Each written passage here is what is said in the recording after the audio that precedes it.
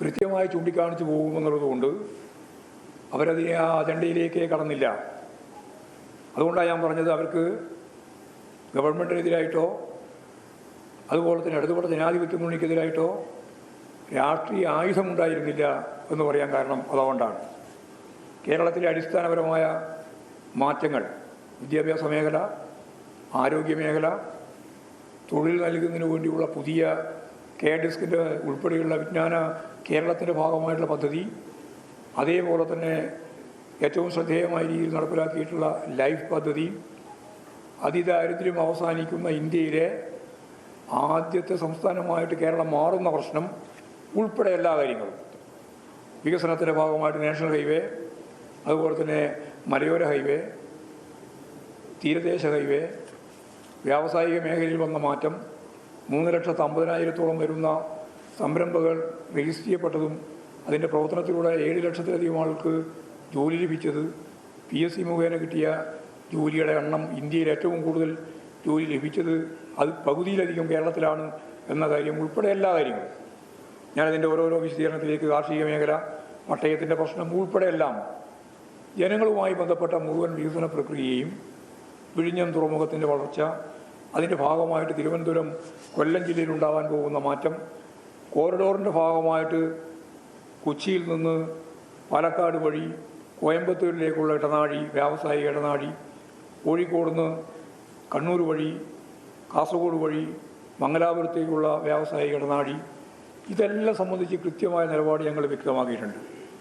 മൂലധന നിക്ഷേപത്തിൻ്റെ ഭാഗമായിട്ട് നമുക്കറിയുന്ന പോലെ കിഫ്ബി പദ്ധതിയുമായിട്ട് ബന്ധപ്പെട്ട് 90,000 കോടിയുടെ പശ്ചാത്തല സൗകര്യ വികസനം, വ്യാവസായിക മേഖലയിൽ ഇടപെടാൻ വേണ്ടി ഇപ്പോഴും വളരെ ശക്തിയായിട്ട് സാധിക്കുന്ന ഏതാണ്ട് ഇൻവെസ്റ്റ്മെൻറ്റ് മീറ്റിൻ്റെ ഭാഗമായിട്ടും തുടർന്നും വന്ന 2 ലക്ഷം കോടി രൂപയുടെ നിക്ഷേപിക്കാനുള്ള സന്നദ്ധത, ഇതെല്ലാം ചേർത്തുകൊണ്ട് തൊഴിലില്ലായ്മ ഉൾപ്പെടെയുള്ള പ്രശ്നങ്ങൾക്ക് പരിഹാരം കാണുന്നതിന് വേണ്ടിയുള്ള ഒരു പുതിയ കേരളം, അതാണ് നവകേരളം.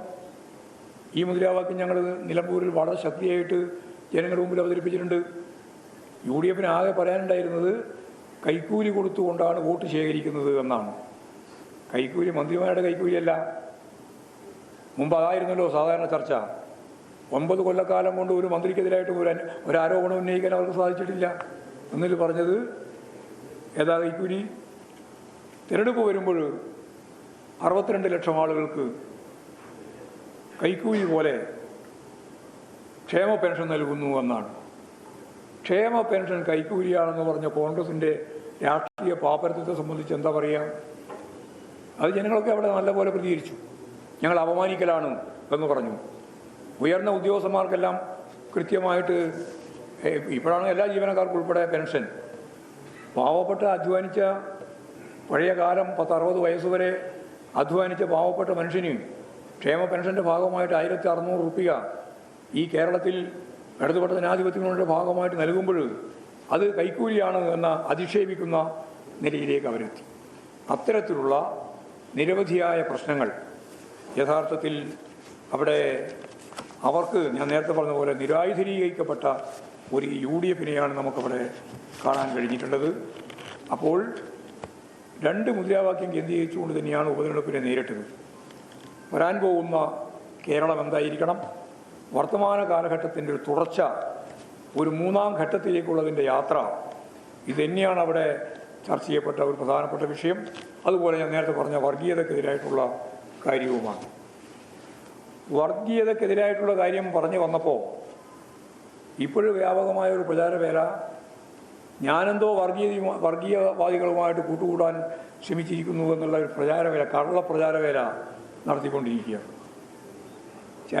ചരിത്രത്തിൻ്റെ ഭാഗമായിട്ട് പഠിക്കണം, കാണാനും തയ്യാറാവണം.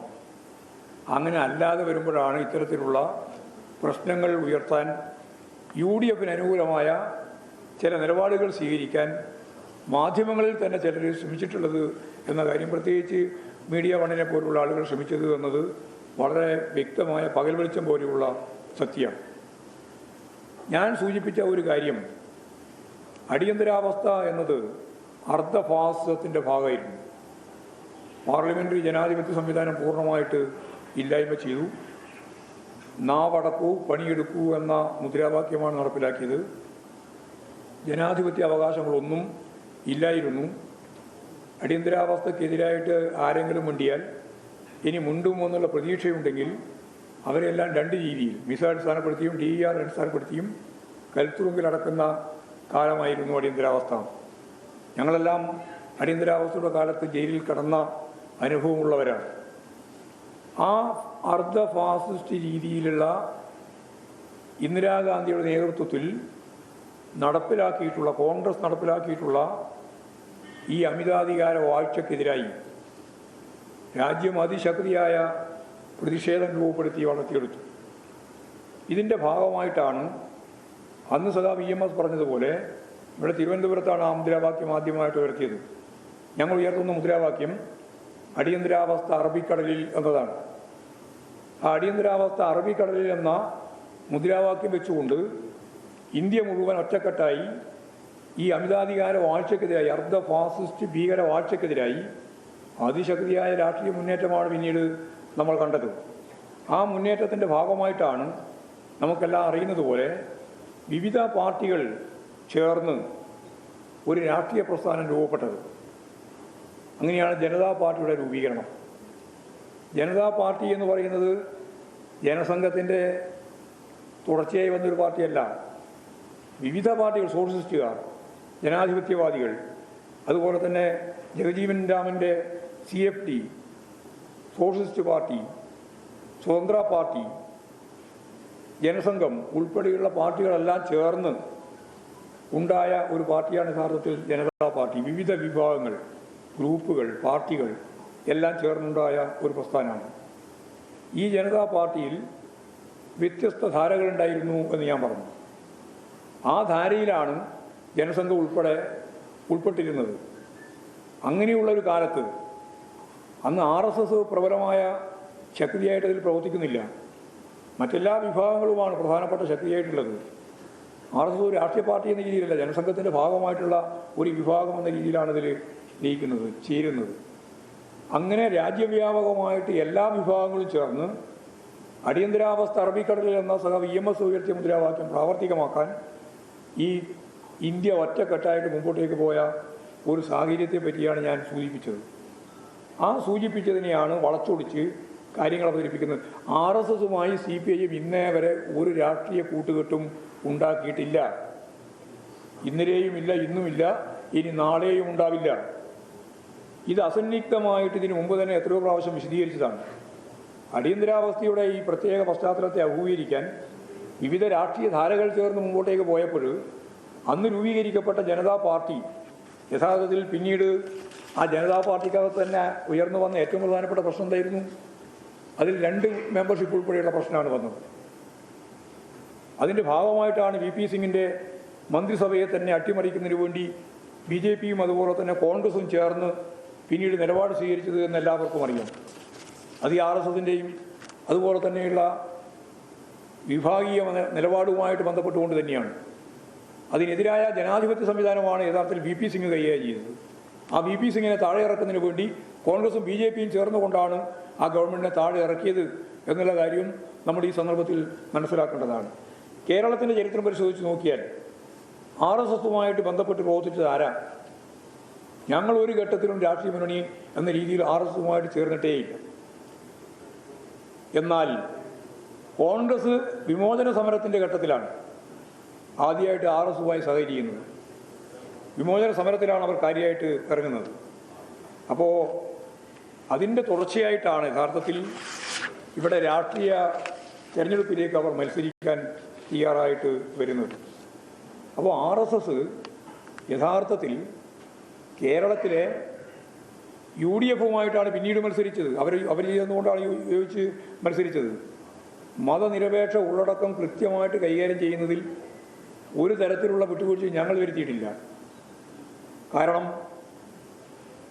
RSS ഉൾപ്പെടെയുള്ള വിഭാഗത്തോട് നിങ്ങളുടെ നിലപാടെന്താണിതെന്ന് ജനതാ പാർട്ടിയുടെ ഭാഗമായിട്ട് നിന്ന സന്ദർഭത്തിൽ സഹകരിച്ച പാർട്ടിയുടെ അഖിലേന്ത്യാ നേതൃത്വം എന്ന രീതിയിൽ സദാ EMS അന്ന് തലശ്ശേരി ഉൾപ്പെടെയുള്ള 4 ഉപതെരഞ്ഞെടുപ്പിൽ നടന്ന തെരഞ്ഞെടുപ്പിൽ വ്യക്തമായൊരു ചോദ്യം ഉന്നയിക്കപ്പെട്ടു. ആ ചോദ്യം ഇങ്ങനെയാണ്: നിങ്ങളുടെ നിലപാട് RSS ഉൾപ്പെടെയുള്ള അന്ന് ജനതയുണ്ട്, ജനതയോടൊരു നിലപാടെന്താണ്? അന്ന് ചരിത്രപ്രസിദ്ധമായ ഒരു പ്രസംഗം സഖാവ് EMS തലശ്ശേരിയിൽ നടത്തി. അത് RSSൻ്റെ വോട്ട് ഞങ്ങൾക്ക് വേണ്ട എന്നാണ്. RSSൻ്റെ വോട്ട് ഞങ്ങൾക്ക് വേണ്ട എന്ന് അസന്നിഗ്ധമായിട്ട് പ്രഖ്യാപിച്ച സഖാവ് EMS ആണ്. അത് അടിയന്തരാവസ്ഥയ്ക്ക് ശേഷം 1980 മുമ്പ് നടന്ന ഉപതെരഞ്ഞെടുപ്പുമായിട്ട് ബന്ധപ്പെട്ട ഒരു ചിത്രമാണ്. അപ്പോൾ ഒരു തരത്തിലുള്ള ബന്ധവും ഇടതുപക്ഷ പ്രസ്ഥാനവുമായിട്ട് RSS ഉണ്ടായിട്ടില്ല എന്ന് പറയാൻ വേണ്ടിയിട്ടാണ് ഞാൻ ഇത്രയും കാര്യങ്ങൾ പറഞ്ഞത്. മതനിരപേക്ഷ നിലപാട് ഉയർത്തിപ്പിടിച്ച് ഇടതുപക്ഷം ആ 4 സീറ്റും ജയിക്കുന്ന സ്ഥിതിയാണ് ഉപതെരഞ്ഞെടുപ്പിൻ്റെ ഭാഗമായിട്ടും ഉണ്ടായത്. തുടർന്ന് നമുക്കറിയുന്നത് പോലെ RSSും BJPയും കോൺഗ്രസും ചേർന്ന് മത്സരിച്ചത് വടകര പാർലമെൻറ്റ് നിയോജകമണ്ഡലത്തിലും അതുപോലെ തന്നെ ബേപ്പൂർ അസംബ്ലി നിയോജകമണ്ഡലത്തിലുമാണ് കോലിബി സഖ്യം ഉണ്ടാക്കിയത്. ആ സഖ്യത്തെയും പരാജയപ്പെടുത്താൻ നമുക്ക് സാധിച്ചിട്ടുണ്ട്. മാത്രമല്ല, ജനതാ പാർട്ടിയുമായിട്ട് ഐക്യമുന്നണി ഉണ്ടാക്കിയത് ഈ ഉൾപ്പെടെയുള്ള ഈ UDF ആണ്. 1980 അന്നാണ് രാജഗോപാലൻ മത്സരിച്ചത് കാസർഗോഡ്, രാജഗോപാലൻ. അന്നാണ് KE മാരാർ മത്സരിച്ചത് കൂത്തുപറമ്പ്. അന്ന് കൂത്തുപറമ്പ് എന്നല്ല ആ നിയോജകമണ്ഡലത്തിൻ്റെ പേര്, പെരിങ്ങളം എന്നാണ്. ആ പെരിങ്ങളം നിയോജകമണ്ഡലത്തിലാണ് ഇന്നത്തെ നമ്മുടെ വനവകുപ്പ് മന്ത്രി AK ശശീന്ദ്രനാണ് അവിടെ മത്സരിച്ചിരുന്നത്. അവിടെ ജയിച്ചു. രാജഗോപാലിനെതിരായിട്ട് ഞങ്ങളുടെ സ്ഥാനാർത്ഥിയെ മത്സരിച്ചത് രാമണ്ണറയാണ്. രാമണ്ണറ ജയിച്ചു. ലീഗും കോൺഗ്രസും ചേർന്ന മുന്നണിയിലായിരുന്നു ഈ പറയുന്ന ജനതാ പാർട്ടി അന്നുണ്ടായിരുന്നത്. ഇതെല്ലാം മറച്ചു വെച്ചിട്ട് ഇടതുപക്ഷ ജനാധിപത്യ മുന്നണിയെ അതിശക്തിയായ മുന്നേറ്റം വർഗീയതക്കെതിരായിട്ട് നടത്തിക്കൊണ്ടിരിക്കുന്ന നിലമ്പൂരിൽ ഞാനെന്തോ പറഞ്ഞിരിക്കുന്നുവെന്ന് പച്ച കള്ളം അടിച്ചു വിടുന്ന നിലയാണ് സ്വീകരിച്ചിട്ടുള്ളത്. ചരിത്രത്തിൻ്റെ ഭാഗമായിട്ട് തന്നെ പഠിക്കണം. അങ്ങനെ പഠിക്കുമ്പോഴാണ് നമുക്ക് ഇതിൽ ഓരോന്നിലും വന്ന മാറ്റങ്ങളും വിഗതികളും നമുക്ക് കൃത്യമായിട്ട് മനസ്സിലാക്കാൻ സാധിക്കുക. ഒരു ഘട്ടത്തിലും CPIM RSSുമായി ഒരു രാഷ്ട്രീയ കൂട്ടുകെട്ടും ഉണ്ടാക്കിയിട്ടില്ല എന്ന കാര്യം ഞാൻ ഉറപ്പിച്ച് പറയുകയാണ്. പലപ്പോഴും വന്ന രാഷ്ട്രീയ സാഹചര്യത്തിൽ ഞാൻ നേരത്തെ പറഞ്ഞതുപോലെ അടിയന്തരാവസ്ഥ ഉൾപ്പെടെയുള്ള ഘട്ടത്തിൽ കണ്ട ജനകീയ മുന്നേറ്റത്തിൻ്റെ ഭാഗമായി എല്ലാവരും ചേർന്ന് മുന്നോട്ടേക്ക് പോയിട്ടുണ്ട് എന്നുള്ള കാര്യവും ഇതിൻ്റെ ഭാഗമായി ചരിത്രത്തിൻ്റെ ഭാഗമായിട്ട് തന്നെ മനസ്സിലാക്കേണ്ടതാണ്. മുമ്പേ തന്നെ പരിശോധിച്ച് നോക്കി EMSനെ തോൽപ്പിക്കാൻ വേണ്ടിയിട്ട് ഇവിടെ ഈ കേരളത്തിൽ എത്ര ശക്തമത്തായ ഇടപെടലാണ് കോൺഗ്രസ് നടത്തിയിട്ടുള്ളത്. ഈ RSSുമായിട്ട് ബന്ധപ്പെട്ട് ജനസംഘം സ്ഥാനാർത്ഥിയെ നിർത്താൻ തീരുമാനിച്ചല്ലോ. ആദ്യമായിട്ട് നടത്താൻ തീരുമാനിച്ച 4 മണ്ഡലത്തിലാണ്. എപ്പോഴും വിമോചന സമരം കഴിഞ്ഞതിന് ശേഷം. ആ വിമോചന സമരം കഴിഞ്ഞതിന് ശേഷം 4 നിയോജക മണ്ഡലത്തിൽ അവർ മത്സരിക്കാൻ, കോഴിക്കോട് 2, ഗുരുവായൂർ, അണ്ടത്തോട്, പട്ടാമ്പിയിലാണ് EMS മത്സരിക്കുന്നത്. EMS മത്സരിക്കുന്ന പട്ടാമ്പിയിൽ അവിടെ യഥാർത്ഥത്തിൽ ദീൻ ദയാൽ ഉപാധ്യായയാണ് കേരളത്തിൽ വന്ന് ഈ 4 സ്ഥാനാർത്ഥികളെയും പ്രഖ്യാപിച്ചത്. 4 സ്ഥാനാർത്ഥികളും മത്സരരംഗത്ത് വന്നു. മത്സരരംഗത്ത് വന്നപ്പോൾ കോൺഗ്രസുമായിട്ട് ഞാൻ ഈ പറഞ്ഞ ദീൻ ദയാൽ ഉപാധ്യായയുമായി ചർച്ച നടത്തിയിട്ട് EMSനെ തോൽപ്പിക്കണം. EMS ആയിരുന്നല്ലോ കേരളത്തിൻ്റെ മുഖ്യമന്ത്രിയായിരുന്നത്. അതുകൊണ്ട് EMSനെ തോൽപ്പിക്കുന്നതിന് വേണ്ടി നിങ്ങൾ അവിടെ സ്ഥാനാർത്ഥിയെ നിർത്തരുത് എന്ന് ദീൻ ദയാൽ ഉപാധ്യായയുമായി ബന്ധപ്പെട്ട് കോൺഗ്രസ് നേതൃത്വം ചർച്ച നടത്തിയിട്ട് ദീൻ ദയാൽ ഉപാധ്യായ തന്നെ നേരിട്ട് പ്രഖ്യാപിച്ച പട്ടാമ്പിയിലെ അന്നത്തെ സ്ഥാനാർത്ഥിയെ RSSൻ്റെ ജനസംഘത്തിൻ്റെ സ്ഥാനാർത്ഥിയെ അവർ പിൻവലിച്ചു. അങ്ങനെ പിൻവലിച്ചിട്ടാണ് മാധവ മേനോനെയാണ് അവിടെ സ്ഥാനാർത്ഥിയായി ഇവർ നിശ്ചയിച്ചിരുന്നത്. മാധവ മേനോനെ പിൻവലിച്ചു. അങ്ങനെ അവിടെ EMSനെ തോൽപ്പിക്കുന്നതിന് വേണ്ടി അവർ ഒരു സംയുക്ത സ്ഥാനാർത്ഥിയെ നിശ്ചയിച്ചു. ആ സ്ഥാനാർത്ഥിയാണ് രാഘവൻ നായർ. ഇതൊന്നും ചരിത്രം മനസ്സിലാക്കാതെ വിശദീകരിക്കാൻ സാധിക്കുന്നതല്ലോ. രാഘവൻ നായർ അവിടെ പിന്നീട് തോറ്റല്ലോ. കോൺഗ്രസും അതുപോലെ തന്നെ ഈ സംഘപരിവാർ വിഭാഗത്തിൻ്റെ ഭാഗമായിട്ടുള്ള ജനസംഘവും ചേർന്ന് സംയുക്ത സ്ഥാനാർത്ഥിയെ നിർത്തിയിട്ട് തോൽപ്പിക്കാൻ ശ്രമിച്ചിട്ട് തോറ്റില്ലല്ലോ. ബേപ്പൂരും വടകരയും ഞാൻ നേരത്തെ അതിനുശേഷം നടന്ന തെരഞ്ഞെടുപ്പിൻ്റെ ഭാഗമായിട്ട് നമുക്ക് ശക്തിയായി മുന്നോട്ടേക്ക് പോകാൻ കഴിഞ്ഞു. AKGയെ തോൽപ്പിക്കുന്നതിൻ്റെ ഭാഗമായിട്ട് പാലക്കാട് ലോക്സഭാ തെരഞ്ഞെടുപ്പിലും ഇതേപോലെ തന്നെയുള്ള RSS സ്ഥാനാർത്ഥിക്ക് കോൺഗ്രസ് പിന്തുണ പ്രഖ്യാപിച്ചല്ലോ. ഇങ്ങനെ നിരവധി സംഭവങ്ങൾ നമുക്കിതിൻ്റെ ഭാഗമായിട്ട് ചൂണ്ടിക്കാണിക്കാൻ ഉണ്ട്.